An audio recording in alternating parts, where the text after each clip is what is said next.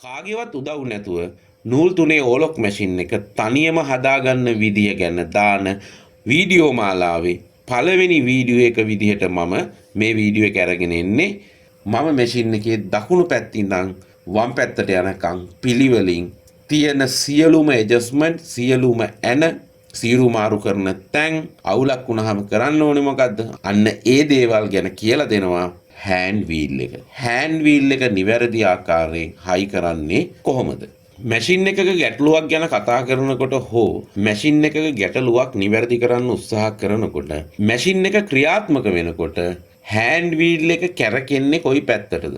අන්න ඒ පැත්තට කරකවන ගමන් තමයි ඔයා මැෂින් එකේ කරන වෙනස්කම් හෝ එහෙම නැත්නම් මැෂින් එක හරියට වැඩ කරනවද කියලා පරීක්ෂා කරන වැඩ කරන්න ඕනි. ඒ කියන්නේ අපි දන්නවා ඕලොක් මැෂින් එකක් කැරකෙන්නේ පිටිපස්සට. එතකොට ඔයා මැෂින් එක සම්බන්ධව කරන හැම දෙයකදීම මැෂින් එක කරකවන්න ඕනි පිටිපස්සට. ඉස්සරහා පැත්තට කරකවන්න එපා. මැෂින් එක පාවිච්චි කරන වෙලාවකදී නූලක් දාන වෙලාවකදීවත් ඉස්සරහට කරකවන්න එපා. මැෂින් එක හැම වෙලේම කරකවන්න පිටිපස්ස පැත්තට ඕලොක් මැෂින් වලදී. ඕවර්ලොක් මැෂින් වල හෑන්ඩ් වීල් එක මේන් ෂාෆ්ට් එකට සවි කරන්න ඇන දෙකක් භාවිතා කරනවා. ඒ ඇන දෙක අපිට බලා ගන්න පුළුවන් අංශක 90කින්. එක ඇණයක් ඔයා ඇහැට දැකලා තව අංශක 90ක් කරකවනකොට අනිත් ඇනේ හෑන්ඩ් වීල් එක ඇතුලේ බලා ගන්න පුළුවන්.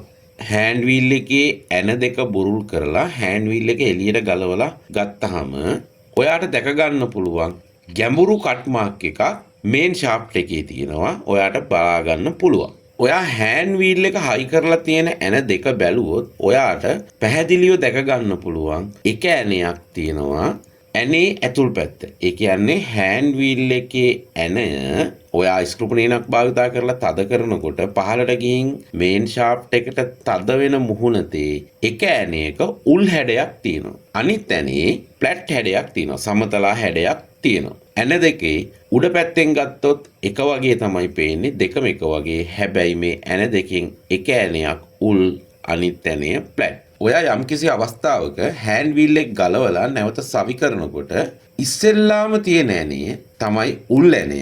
අන්න ඒ ඇණය හයි කරන්න ඕනේ මේන් ෂාෆ්ට් එකේ තියෙන අර ගැඹුරු කට් මාක් එක ඇතුළට. එතකොට අර ඒක ටේපර් හැඩයක්නේ උල් හැඩයක්නේ කූඤ්ඤයක් වගේනේ. එතකොට අර මේන් ෂාෆ්ට් එකේ තියෙන අර කට් එක ඇතුළට ගිහිලා හොඳට මේන් ෂාෆ්ට් එකට හෑන්ඩ් වීල් එක හිර වෙනවා. බොහෝ වෙලාවට ඒ උල් ඇණය එන්නේ හෑන්ඩ් වීල් එකේ තියෙන පළවෙනි ඇණය විදිහට. ඒ උල් ඇණය අර කට් මාක් එක ඇතුළට හයි කරපුවාම අර ෆ්ලැට් ඇණය සෙට් වෙන්නේ මේන් ෂාෆ්ට් එකේ රවුම් පැත්තකට. කට් එකක් නැති තැනට. ඒකෙන් වෙන්නේ අර කට් මාක් එක ඇතුළට උල් ඇණය බහින හින්දා හොඳට තදින් බුරුල් වෙන්නේ නැතුව කට් මාක් එක ඇතුළට බහින ඇණයෙන් සහ අනිත් ෆ්ලැට් ඇණයෙන් මේන් ෂාෆ්ට් එකට නිවැරදි විදිහට හෑන්ඩ් වීල් එක හයි වෙනවා. කට් මාක් එකට හයි වෙන්නේ ඉස්සෙල්ලාම තියෙන උල් ඇණය.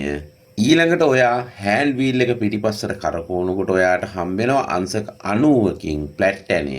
ඒක තමයි දෙවනුව හෑන්ඩ් වීල් එකට තද වෙන්නේ. ඒ වගේම මතක තියාගන්න මේ ඇණ දෙකෙන් කොයි ඇණය හෝ එකක් උපරිම තද කරලා අනිත් එක තද කරන්න එපා. ඉස්සෙල්ලාම කට් මාක් එක ඇතුළට යන ඇනේ තද කරගෙන ගිහිල්ලා තද වෙන්න පටන් ගන්නකොට තරමක් දුරට තද කරලා ඉවර වෙලා ඊට පස්සේ ෆ්ලැට් ඇණය ඒ කියන්නේ දෙවෙනියට අංශක 90කින් තියෙන ඇණේ ඒක තද කරලා හොඳට තද කරලා නැවත වරක් උල් ඇණය තද කරන්න.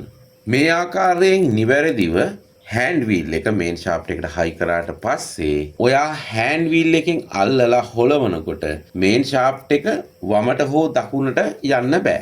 ඒ කියන්නේ ඔයා මේන් ෂාෆ්ට් එක අල්ලලා හොල්ලනකොට මේන් ෂාෆ්ට් එක චුට්ටක්වත් හෙල්ලෙන්න බෑ. ඔයා මේ ඇන දෙක තද කරනකොට සම්පූර්ණයෙන්ම හෑන්ඩ් වීල් එක මේන් ෂාෆ්ට් එක තුලින් වම් පැත්තට තල්ලු කරලා ඒ කියන්නේ මැෂින් එකේ හවුසින් එකේ තියෙන බුෂ් එකට හේතු වෙන විදිහට මේන් ෂාෆ්ට් එක තුලින් හෑන්ඩ් වීල් එක වම් පැත්තට තල්ලු කරලා අතින් අල්ලගෙන ප්ලේ එකක් හිටින්නේ නැති වෙන්න තද කරන්න ඕනේ. එහෙම ඔයා හරියට තද කරොත් ඔයා හෑන්ඩ් වීල් එක අල්ලලා හොල්ලනකොට මේන් ෂාෆ්ට් එක වමට සහ දකුණට හෙල්ලෙනවා පේන්නෙත් නැහැ. මැෂින් එකේ බඳේ තියෙන බුෂ් එකට හෑන්ඩ් වීල් එක හොඳට තද වෙලා මේන් ෂාෆ්ට් එක සම්පූර්ණයෙන් දකුණු පැත්තට ඇදිලා ප්ලේ එකක් නැතුව තද වුණාම මැෂින් එකෙන් එන සද්දය ගොඩාක් අඩු වෙනවා. අර කරදරකාරී සද්ද එන එක නවතිනවා.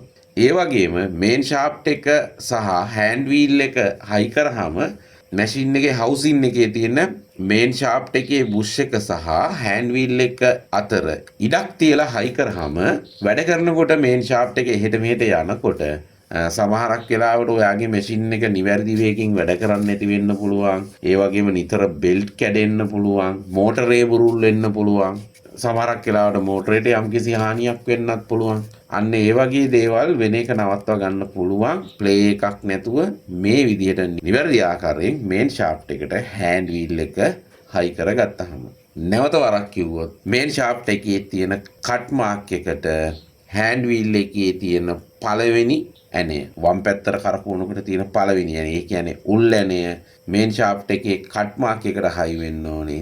දෙවනියට තියෙන ප්ලැට් ඇනය මේන් ෂාෆ්ට් එකේ තියෙන රවුන්ඩ් තැනකට තමයි සෙට් වෙන්නේ. මේ විදිහට හයි කරගත්තාම හෑන්ඩ් වීල් එක සම්බන්ධව ඇති වෙන ගැටලු නවතිනවා. ඊළඟ වීඩියෝ එකේදී ඕගොල්ලන්ට ඊළඟට තියෙන පාර්ට් එක ගැන සහ ඒ සම්බන්ධව ඇති වෙන්න පුළුවන් ගැටලු ගැන කියලා දෙන්න.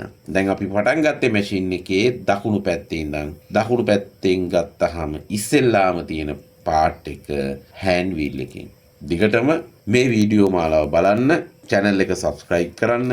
ඔයාට වගේම මාන මැෂින් සම්බන්ධ උදව් අවශ්‍යයට මේ වීඩියෝ දකින්න share කරන්න.